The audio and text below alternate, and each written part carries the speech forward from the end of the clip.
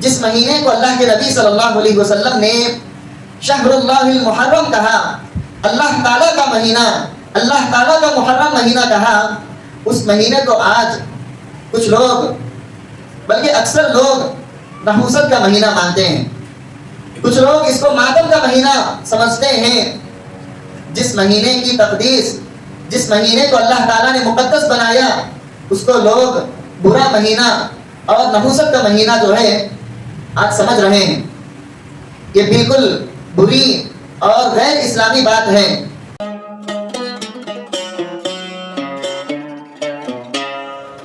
محترم حاضرین جمعہ، میرے عزیز بھائیوں، دوستوں، پردہ نشین خواتین، ماؤں اور بہنوں، جب بھی کوئی حرام مہینہ آتا ہے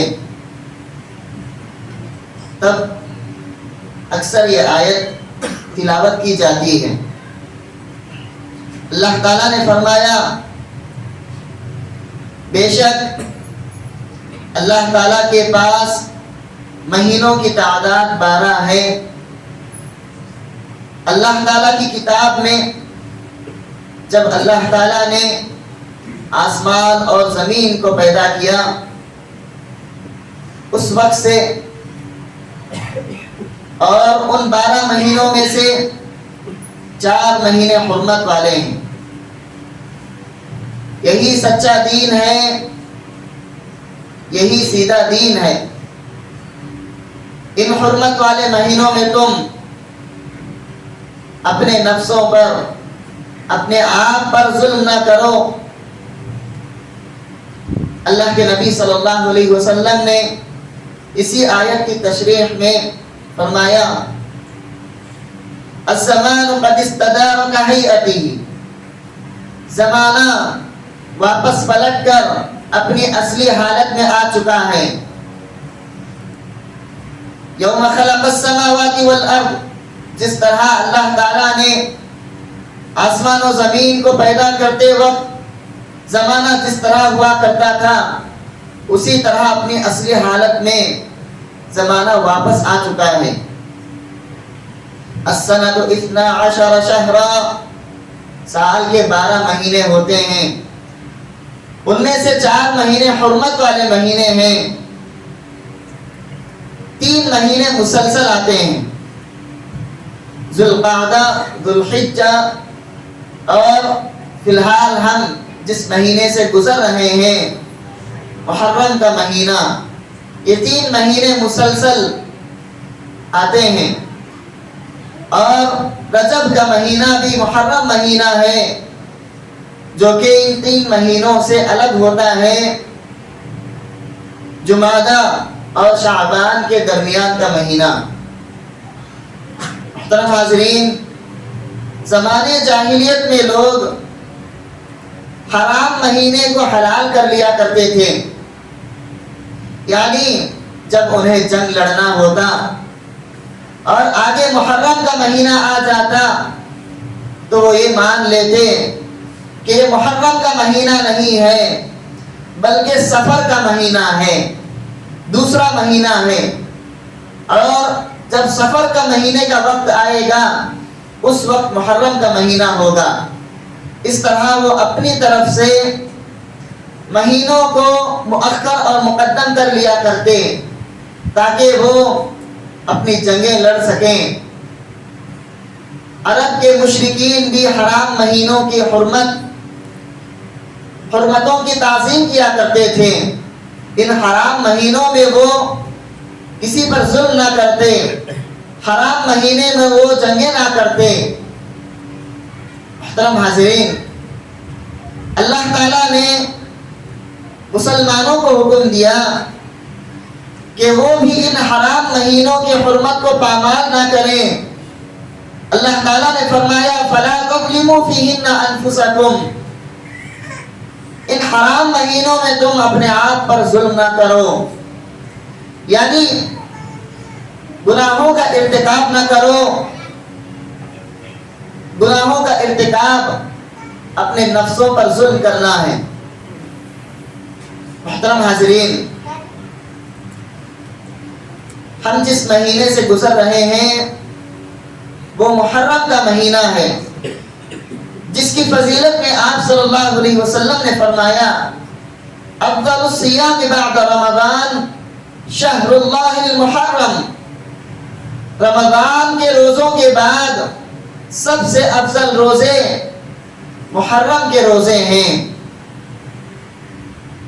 وَأَفْضَلُ الصَّلَاةِ بَعْدَ الْفَرِيضَةِ صَلَاةُ اللَّيْلِ، اور فرض نمازوں کے بعد سب سے افضل نمازیں رات کی نمازیں ہیں، تہجد کی نمازیں ہیں۔ یعنی جس طرح تہجد کی نماز فرض نمازوں کے بعد سب سے افضل نماز ہے، اسی طرح محرم کے مہینے کے روزے رمضان کے فرض روزوں کے بعد سب سے افضل روزے ہیں۔ محرم کے مہینے میں کثرت سے روزے رکھنا یہ مستحب عمل ہے، جیسا کہ آپ صلی اللہ علیہ وسلم نے اس حدیث میں بیان فرمایا۔ محترم حاضرین، اس حدیث میں اللہ کے نبی صلی اللہ علیہ وسلم نے محرم کے مہینے کو شہر اللہ یعنی اللہ تعالیٰ کا مہینہ کہا۔ یہ اللہ تعالیٰ کا مہینہ ہے، اللہ تعالیٰ کی طرف اس مہینے کی اضافت کرنا اس کی تعظیم اور اس کے افضل ہونے کی دلیل ہے۔ اس مہینے کی ایک اور فضیلت یوم عاشوراء کی وجہ سے ہے۔ اس مہینے کا 10واں دن محرم کی 10ویں تاریخ کو عاشوراء کہتے ہیں۔ عاشوراء کی تعظیم، عاشوراء کی تکریم عرب کے مشرکین بھی کیا کرتے تھے۔ عرب کے مشرکین عاشوراء کے دن روزہ رکھا کرتے تھے، اور عاشوراء کے دن وہ کعبے پر غلاف چڑھایا کرتے تھے، اور اللہ کے نبی صلی اللہ علیہ وسلم بھی ہجرت سے پہلے مکہ میں عاشوراء کا روزہ رکھا کرتے تھے۔ اور جب آپ صلی اللہ علیہ وسلم نے مدینہ کی طرف ہجرت کی تو آپ صلی اللہ علیہ وسلم نے عاشوراء کے روزے کو سارے مسلمانوں پر واجب کہا۔ ابن عباس رضی اللہ عنہ فرماتے ہیں قدم النبی صلی اللہ علیہ وسلم المدینہ فرأى اليهود تصوم صوم عاشوراء فقال ما هذا؟ قالوا هذا يوم صالح، هذا يوم نجى الله بني إسرائيل من عدوهم فصامه موسى شكرا له، فقال نحن أحق بموسى منكم فصامه وأمر بصيامه۔ ابن عباس رضی اللہ عنہ نے فرمایا جب اللہ کے نبی صلی اللہ علیہ وسلم نے مدینہ کی طرف ہجرت کی، آپ صلی اللہ علیہ وسلم نے دیکھا کہ یہودی عاشوراء کا روزہ رکھا کرتے تھے، تو آپ صلی اللہ علیہ وسلم نے ان سے پوچھا کہ یہ کیا دن ہے جس کی تم تعظیم کرتے ہو، جس کو تم عید کی طرح مناتے ہو؟ تو یہودیوں نے کہا یہ یوم صالح ہے، یہ بڑا نیک دن ہے، یہ وہ دن ہے جس دن اللہ تعالیٰ نے بنی اسرائیل کو ان کے دشمن سے نجات دی۔ تو موسیٰ علیہ السلام نے اللہ تعالیٰ کا شکر ادا کرتے ہوئے اس دن کا روزہ رکھا۔ تو آپ صلی اللہ علیہ وسلم نے فرمایا ہم زیادہ حقدار ہیں موسیٰ کے، تم یہودیوں سے زیادہ حقدار ہم ہیں موسیٰ کی اقتداء کرنے میں۔ لہذا آپ صلی اللہ علیہ وسلم نے خود بھی عاشوراء کا روزہ رکھا اور سارے مسلمانوں کو اس بات کا حکم دیا کہ وہ بھی عاشوراء کا روزہ رکھیں۔ محترم حاضرین، رمضان کے روزے فرض ہونے سے پہلے مسلمانوں پر اس دن کا روزہ فرض تھا۔ آپ صلی اللہ علیہ وسلم نے اعلان کیا کہ لوگوں، تم میں سے جن لوگوں نے روزہ رکھا ہے وہ اپنے روزے کو مکمل کرے۔ جن لوگوں نے روزہ نہیں رکھا، روزے کی نیت نہیں کی، اور جنہوں نے کچھ بھی نہیں کھایا، وہ لوگ روزے کی نیت کر لیں اور اپنا روزہ مکمل کریں۔ اور جن لوگوں نے کھا لیا ہے وہ لوگ بھی اپنا بقیہ دن اس کے بعد سے یعنی بقیہ دن وہ بھوکے رہیں، وہ بھی روزہ رہیں۔ محترم حاضرین، اس روزے کی فضیلت کو سمجھتے ہوئے صحابیات اپنے چھوٹے چھوٹے بچوں کو بھی روزہ رکھایا کرتی تھیں، لہذا کہتی ہیں کُنَّا نُصَوِّمُ صِبْيَانَنَا، ہم اپنے چھوٹے بچوں کو بھی روزہ رکھایا کرتے تھے، اور جب بچے بھوک کی شدت سے کھانے کی مانگ کرتے، کھانا مانگتے، تو وہ اون کے کھلونے انہیں دے دیا کرتی تھیں تاکہ بچہ کھیل میں پڑ جائے، کھیل میں بھوک کو بھول جائے اور اپنا روزہ مکمل کر لے۔ محترم حاضرین، آج 10ویں تاریخ ہے، آج عاشوراء کا دن ہے۔ آپ سب سے امید ہے کہ آپ نے آج کا روزہ رکھا ہوگا۔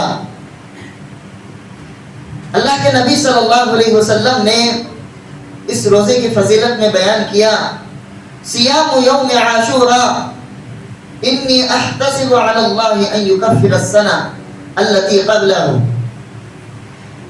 عاشوراء کا روزہ، عاشوراء کے روزے کے سلسلے میں اللہ تعالیٰ سے امید رکھتا ہوں، میں اللہ تعالیٰ سے یقین رکھتا ہوں کہ اللہ تعالیٰ اس روزے کے بدلے پچھلے ایک گناہ کے، 1 سال کے گناہ معاف فرما دے گا۔ محترم حاضرین، ہر انسان کو چاہیے کہ وہ آج کے دن کا روزہ یعنی 10 محرم کا روزہ رکھے۔ اللہ تعالیٰ ہمارے روزوں کو قبول کرے اور اللہ تعالیٰ اس روزے کے بدلے ہمارے گناہوں کو معاف فرمائے۔ 10ویں دن کے ساتھ، 10ویں تاریخ کے ساتھ ساتھ 9ویں تاریخ کا روزہ یہ رکھنا بھی مستحب ہے۔ اللہ کے نبی صلی اللہ علیہ وسلم نے جب اس روزے کا اعلان کیا تو صحابہ کرام نے فرمایا کہ اے اللہ کے نبی، یہ عاشوراء کا روزہ یہ تو یہودیوں کا عمل ہے، یہودی اس دن کی تعظیم کرتے ہیں۔ تو آپ صلی اللہ علیہ وسلم نے فرمایا فَإِذَا كَانَ الْعَامُ الْمُقْبِلِ إِنْ شَاءَ اللَّهُ صُمْنَا الْيَوْمَ التَّاسِعَ۔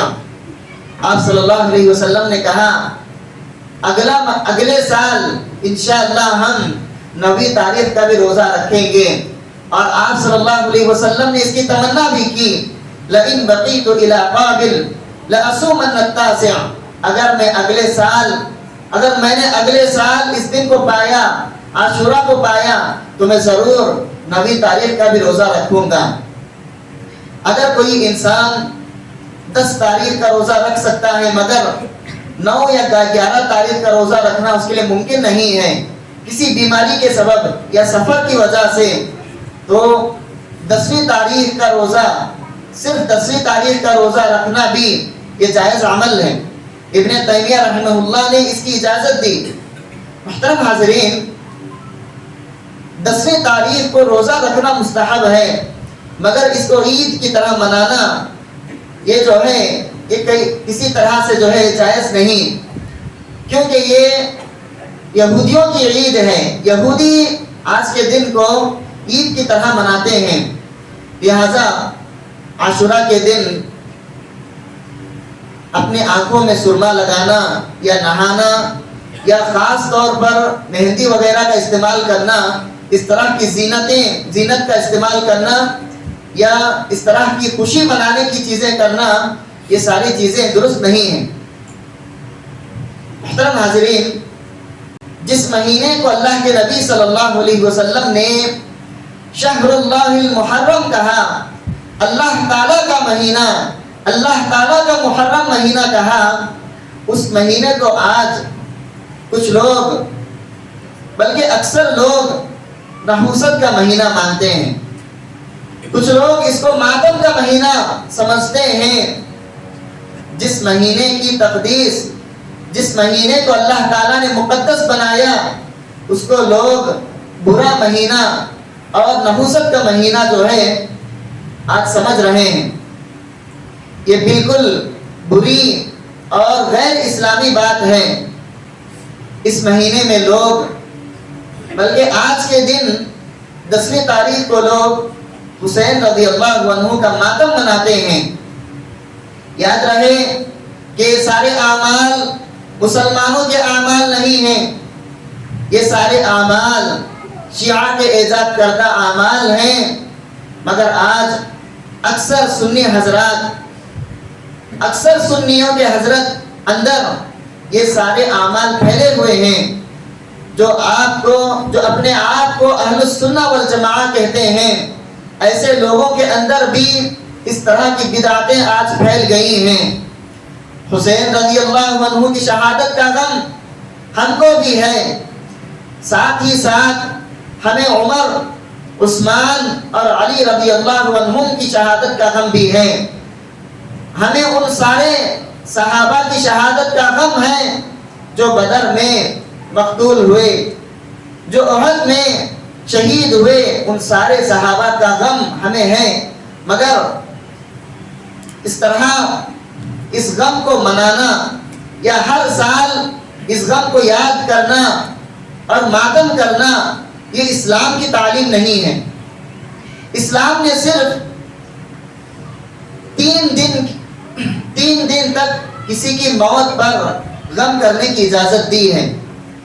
ام حبیبہ رضی اللہ عنہ کا واقعہ ہے، جب ان کے والد ابو سفیان کا انتقال ہوا، 3 دن گزر گئے، 3 دن کے بعد وہ عطر منگواتی ہیں اور عطر لگا کر یہ کہتی ہیں کہ مجھے عطر کی ضرورت نہیں تھی، مگر میں نے عطر اس لیے لگایا کہ تم سب کو معلوم ہو جائے کہ 3 دن سے زیادہ ماتم منانا، 3 دن سے زیادہ غم کرنا یہ جائز نہیں ہے۔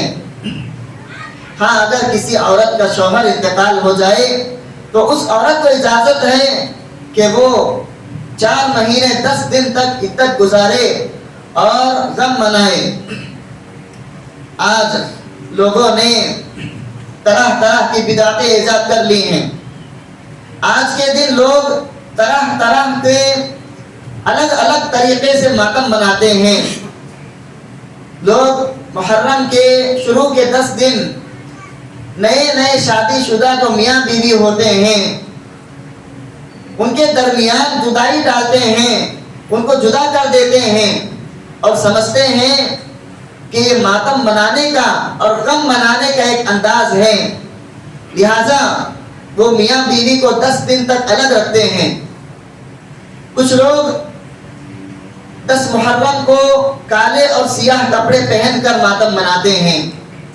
کچھ لوگ تعزیے میں شریک ہوتے ہیں، تعزیے نکالتے ہیں اور ماتم کے طور پر سبیلیں نکالتے ہیں، مجلسیں جمتی ہیں جن میں لوگوں کو تکلیف پہنچتی ہے، جلوس نکالتے ہیں تو ٹریفک جام ہو جاتا ہے۔ دیکھیے ایک بدعت کی وجہ سے کتنے لوگوں کو تکلیف ہوتی ہے، صرف مسلمانوں کو ہی نہیں بلکہ غیروں کو بھی تکلیف ہوتی ہے۔ یہ ساری دشمنوں کی سازشیں ہیں جو اسلام کی شکل کو بگاڑنا چاہتے ہیں۔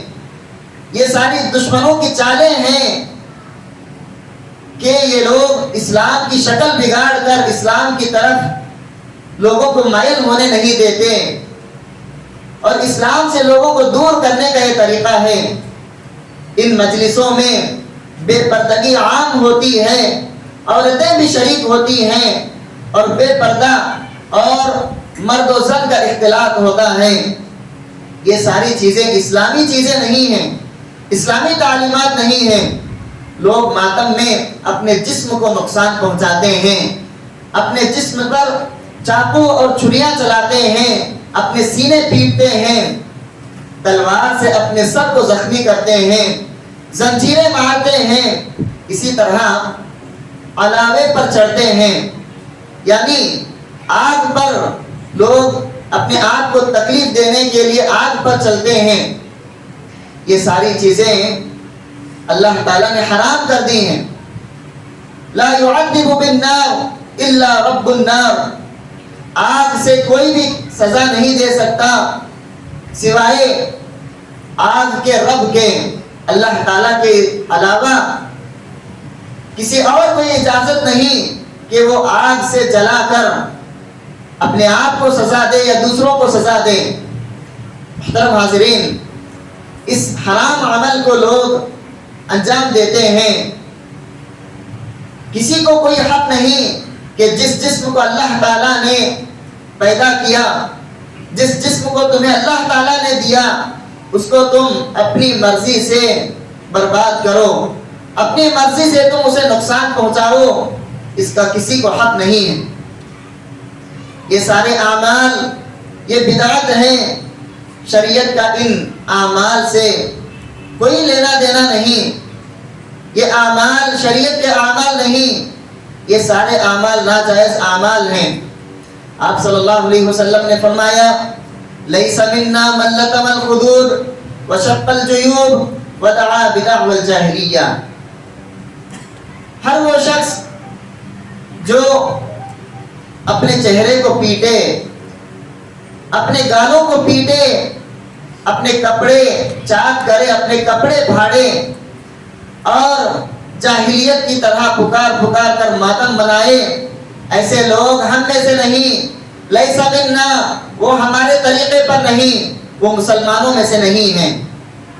محترم حاضرین، میرے مسلمان بھائیوں، میری مسلمان ماؤں اور بہنوں، شیعہ کے فریب میں نہ آئیے، یہ لوگ خود بھی گمراہ ہیں اور اہل سنت کو بھی گمراہ کرنا چاہتے ہیں۔